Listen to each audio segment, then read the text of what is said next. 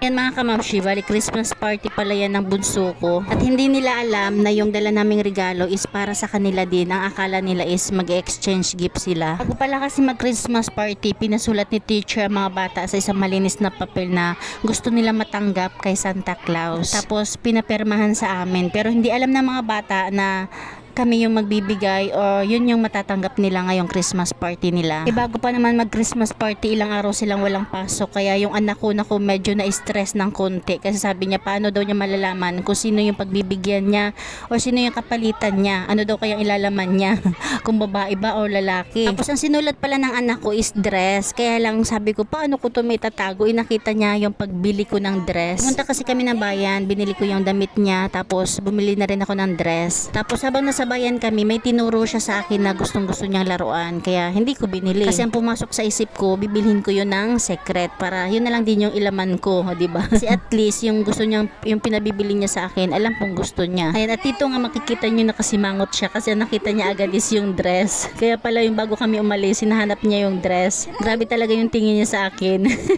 Siguro naisip niya kaya pala hindi niya nakita yung dress bago kami umalis kasi ayan nga binalot ko na. Alam kong pag open niya, may di-disappoint talaga siya kasi nakita niya yung dress. Ang alam niya lang kasi binalot ko yung mini pan. Pero hindi niya alam na sa kanila, para sa kanila yung regalong yan. Tapos nakita niya na rin siguro yung pinag-prepare ko na mga chocolate. Binalot ko ng chocolate. Yung talagang pinakagusto niya. Nang makita nga niya na may iba pang laman, mga chocolate, tumawa na rin naman siya pero hindi pa niya alam yung laman. Tapos ito nakita niya na kaya na iba na yung aura ng mukha niya. O diba?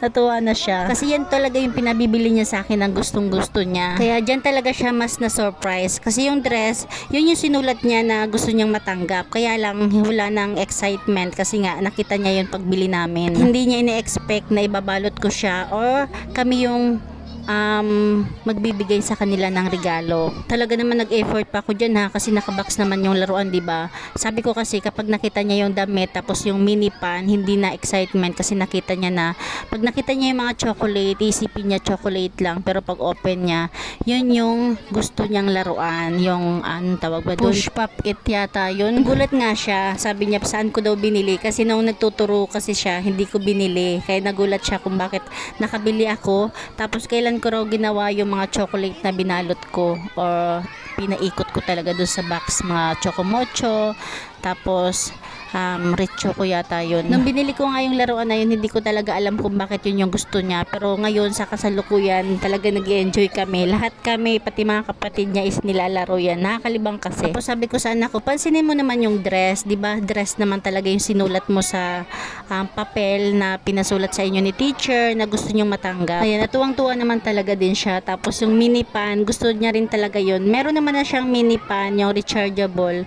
Kaya lang gusto niya yung yung di battery kasi nakikita niya sa ibang bata. Pero syempre alam ko ito yung pinakagusto niya. Ito yung laruan na to, yung push it, pop it. Saan mo? Saan mo na?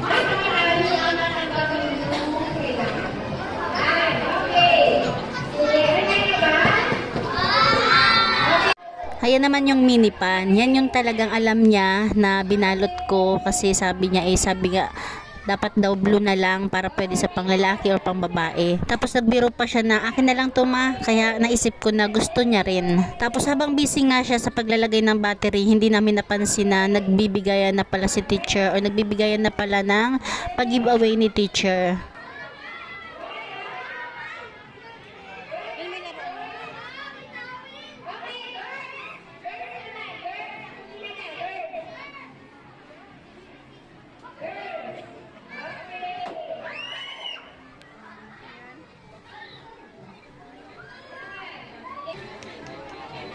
Ayan, ng mga oras na yan, nagbibigayan na ng giveaway ni teacher sa mga bata. Hindi pa rin kami nag-aalam.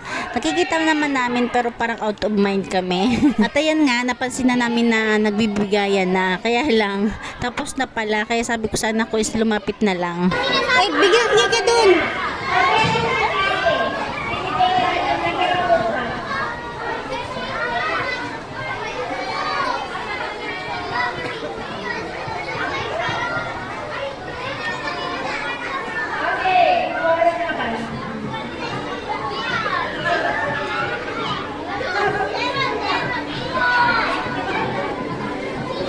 Pakita mo nga laman. Wow, towel. Tingnan. Ano pa?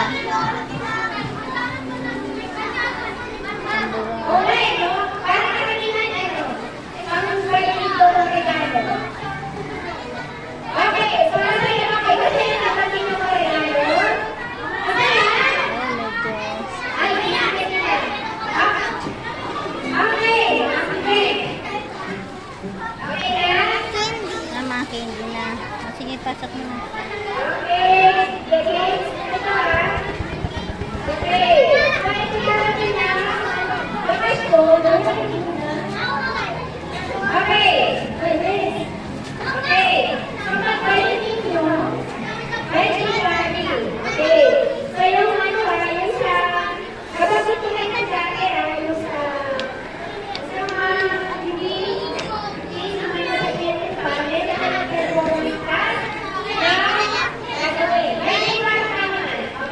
Pamigay mo na yung chocomocho.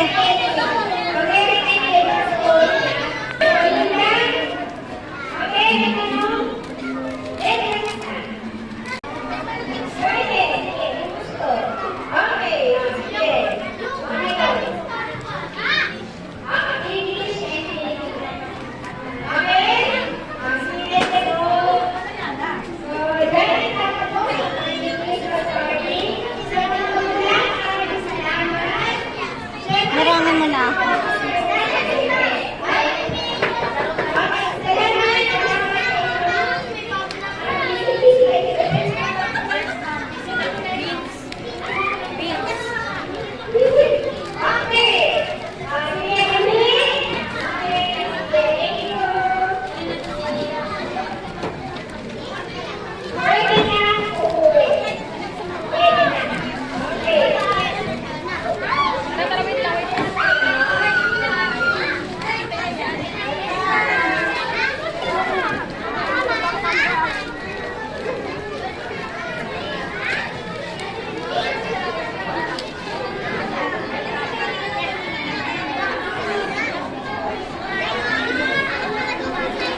Bigyan mo sila. Dali. Sinong... Ito naman, gusto sana niya ipamigay sa mga classmates niya. Kaya lang, yung mga kaklase niya, busy rin. Tamang-tama, lumapit si teacher sa mesa. Kaya sabi ko, ma'am, sa'yo na lang po. Kasi napansin ko na parang may mga anak naman si ma'am. At pagkatapos nga niya, nag-ready na rin kami para umuwi.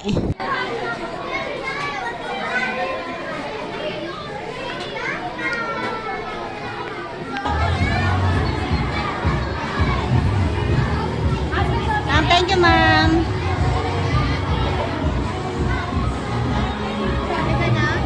Mauna ka na. Ayan lang mga kamamshi. Thank you for watching. God bless you all and Jesus loves you.